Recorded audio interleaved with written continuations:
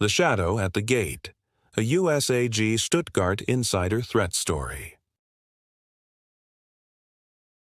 Welcome back, everyone, from a fall bazaar weekend in the heart of Germany.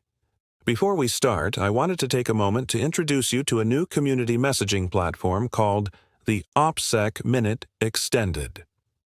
On Mondays, we intend to continue using this space, in both text and posted videos, to share both a little OPSEC, or Operation Security wisdom, along with an occasional Marvel team-up bridge that ties into other regulatory security disciplines and policies that our leadership and the Department of Army embrace.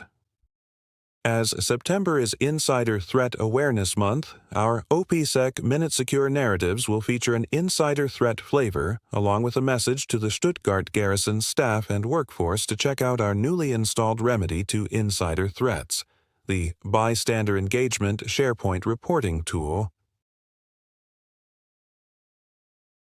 All right, my moment is up. Enjoy the new graphic and let's dive into today's secure narrative. Prologue. The Weight of Watch. The chipped formica of the Gatehouse Diner was Alonzo Edwards' sanctuary. Retired Army Military Police, 22 years service, he'd traded chasing insurgents for chasing down expired vehicle registrations. But the vigilance hadn't faded. Alonzo carried the weight of Stuttgart security on his broad shoulders, a weight compounded by the memories of a tour in Iraq where a lapse in judgment cost lives. He'd vowed then to never let complacency creep into his watch. He sipped his lukewarm coffee, observing Jesse Ramirez through the diner window, leaning against the security checkpoint. Alonzo saw potential in the young man, but also a recklessness born of youthful exuberance. He knew Jesse needed a mentor, a steady hand to guide him through the complexities of security, a constant reminder that complacency was the enemy within the gates. Block 1. Routine and Ripples. A gathering, unease, and character introductions. The morning sun filtered through the scattered clouds over Stuttgart, casting a warm glow on the sleek, well-maintained gates of the garrison. But underneath the bright veneer, a sense of unease hung in the air, like a faint shadow lurking just beyond sight. Jesse Ramirez, 27, a contract pawn security guard, wasn't born into military life. He'd grown up in rural Ohio, a farm boy who joined the military hoping for adventure.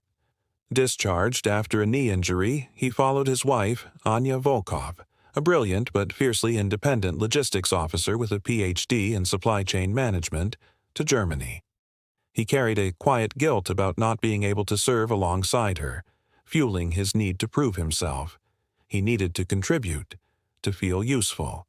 "Hey, Jesse," a voice called from behind him. It was Alonzo Edwards, the Stuttgart garrison's command security manager, clipboard tucked under his arm, scowl creasing his usual jovial face. "You notice any of the new faces today?" Jesse shrugged, a little defensive. "Same as yesterday. Folks coming in, folks going out. Nothing unusual." "Why?" Alonzo's eyes flicked toward the gate, narrowing slightly. "It's never just routine, kid. You get comfortable, you miss the small things. Some of those guys in the line—" He paused, voice lowering. "They're not all who they say they are." Jesse smirked, but inside, his gut tensed. He'd been working on this job long enough to know that small things could suddenly morph into big problems, like a fuse waiting to ignite.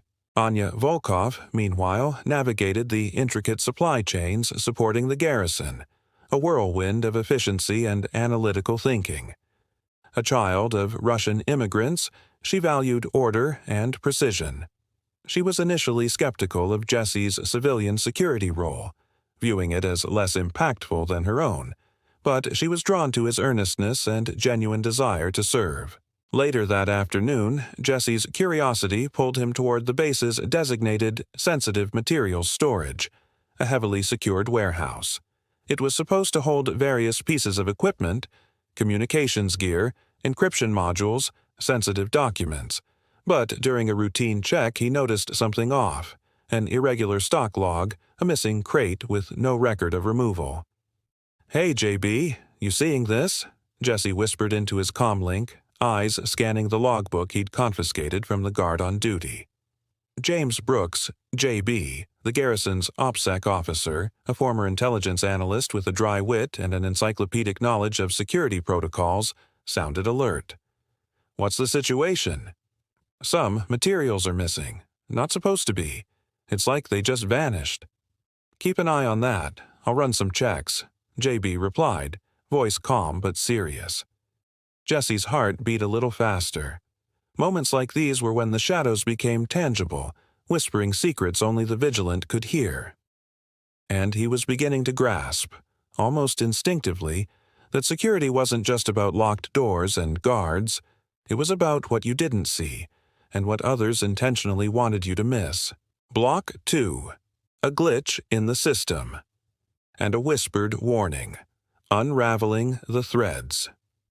The missing crate contained encrypted communication modules, critical for secure battlefield communications. JB's quick investigation revealed that the guard on duty, Dieter Schmidt, a contractor hired just 3 months prior, had falsified the removal logs. Schmidt claimed the crate was returned to supply, but the supply records showed no such entry. Schmidt was a quiet, unassuming man, a former civilian employee of a logistics firm with a seemingly spotless record. This triggered a flurry of activity. Alonzo Edwards initiated a formal investigation, and Luke Fralick, the ATO, began assessing the potential impact on force protection.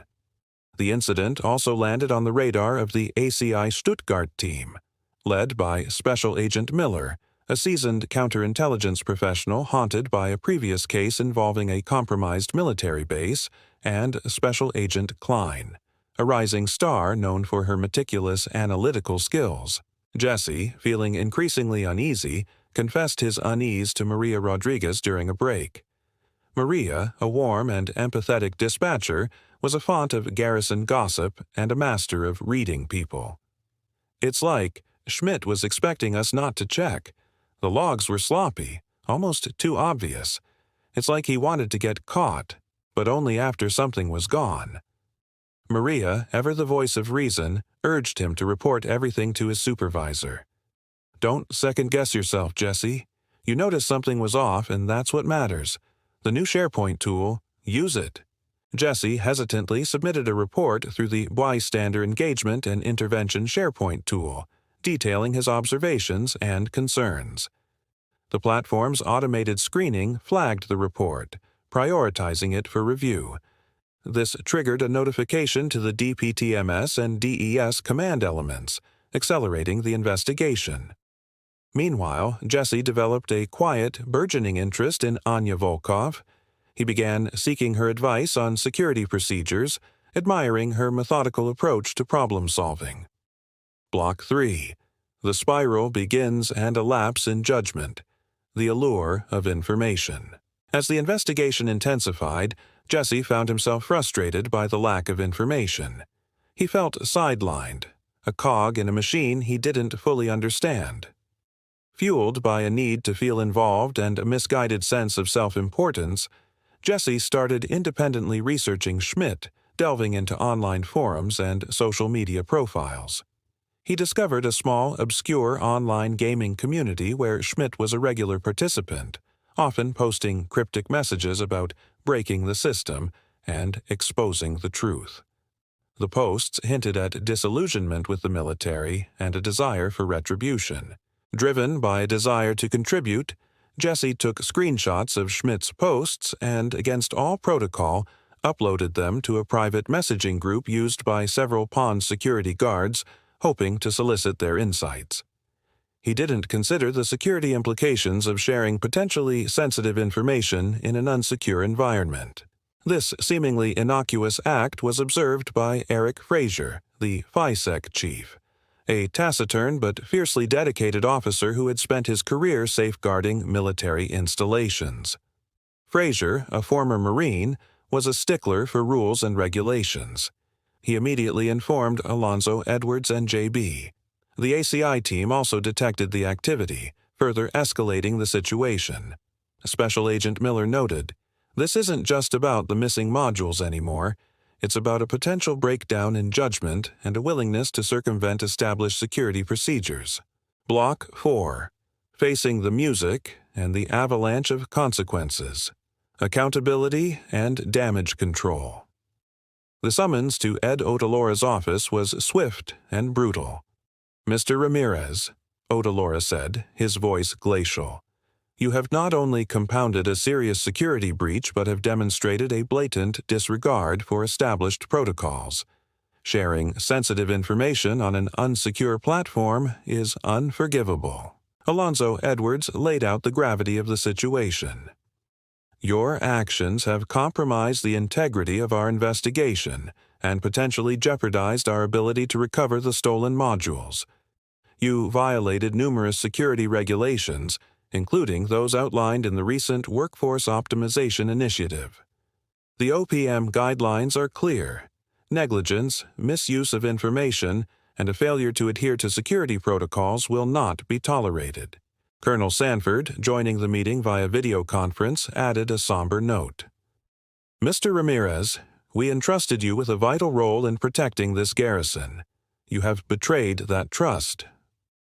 The proposed action was severe: immediate suspension without pay, termination of his pawn's contract, and a recommendation against future employment with any DoD-related organization. The ACI team recommended a full background investigation, questioning whether Jesse had been deliberately manipulated or was a willing participant in a larger scheme. Anya, devastated by the news, confronted Jesse. "What were you thinking? You put yourself, and potentially everyone here, at risk." Maria and David, though supportive, expressed their disappointment. Jesse, overwhelmed with shame and regret, realized the enormity of his mistake. He'd tried to be a hero, and instead, he'd become part of the problem. Block 5. A difficult redemption. Taking ownership and rebuilding trust. Justice served. Facing the abyss, Jesse made a difficult decision. He fully cooperated with the ACI investigation, providing complete transparency about his actions and motivations. He volunteered to undergo a polygraph examination and a psychological evaluation. He accepted full responsibility for his actions, refusing to deflect blame or minimize his mistakes. He also requested a meeting with Colonel Sanford and Mr. Otalora, accompanied by Mr. Fraser and Mr. Heaney. During the meeting, Jesse presented a detailed plan for redemption. He proposed developing and delivering a comprehensive insider threat awareness training program for all pawn security personnel, focusing on the importance of reporting concerning behaviors and utilizing the BYSTANDER-Engagement and Intervention SharePoint tool. He also offered to work with JB to enhance the garrison's monitoring capabilities and improve security protocols. Colonel Sanford, influenced by Jesse's genuine remorse, the positive assessment from the ACI team, and the strong advocacy of Mr. Fraser and Mr. Heaney, made an exceptionally difficult decision. "Mr. Ramirez," he announced, "I am reducing the proposed action. Your contract will not be terminated, but you will be suspended without pay for 60 days. You will be placed on a 2-year probationary period, during which time your actions will be closely monitored. You will be required to complete the insider threat awareness training, and your access to sensitive information will be restricted." Alonzo Edwards added, "This is a second chance, Mr. Ramirez. Don't squander it. Prove that you've learned from your mistakes." Anya, witnessing his transformation, tentatively reached for his hand. "I believe in you, Jesse, but you have to earn back our trust." Epilogue. Shadows lifted. The pursuit of justice. The ACI investigation, driven by Jesse's inadvertently provided clues and a relentless pursuit of leads, uncovered a network of disgruntled former military personnel and civilian contractors, orchestrated by a former logistics officer, Mark Olson, fueled by a vendetta against the U.S. military. Olson had been secretly selling sensitive military technology to foreign entities, using the stolen communication modules as a key component. A coordinated raid led by ACI agents and local German authorities resulted in Olson's arrest and the recovery of the stolen modules. Several accomplices were also apprehended. Olson's network was dismantled, preventing further breaches and ensuring the security of USAG Stuttgart. Jesse, having completed his suspension and training, returned to his duties with renewed purpose. He became a vocal advocate for security awareness, sharing his story as a cautionary tale to others.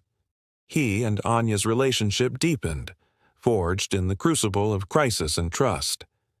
Alonzo Edwards, witnessing Jesse's transformation, offered a rare smile. "You made a mistake, son, but you learned from it, and that's what matters."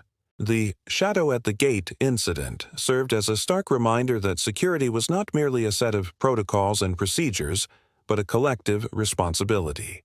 It highlighted the importance of vigilance, the power of community reporting, and the enduring threat posed by those who sought to undermine the safety and security of the USAG Stuttgart community. And it underscored the profound truth that even in the darkest of shadows, redemption was possible for those willing to take ownership of their mistakes and dedicate themselves to building a better, more secure future. Thank you for sticking around as we continue exploring this extended storyboard thing. Think of it as security training with a plot twist. It's a fresh way to educate our team and connect with the community. We want your feedback on how we deliver security information. Do you prefer these stories, our weekly emails, or traditional training? Let us know with a thumbs up or comment. Your feedback really helps us to know if we're on the right path with our secure narratives. And if you have other suggestions or ideas, or are interested in a personalized name drop or work center inclusion to our tales, don't hold back. Send a flare, or use the interactive customer evaluation system to share your thoughts. We're all ears and ready to make things even better. So until next Monday's OPSEC Minute Extended, keep those comments coming and stay engaged.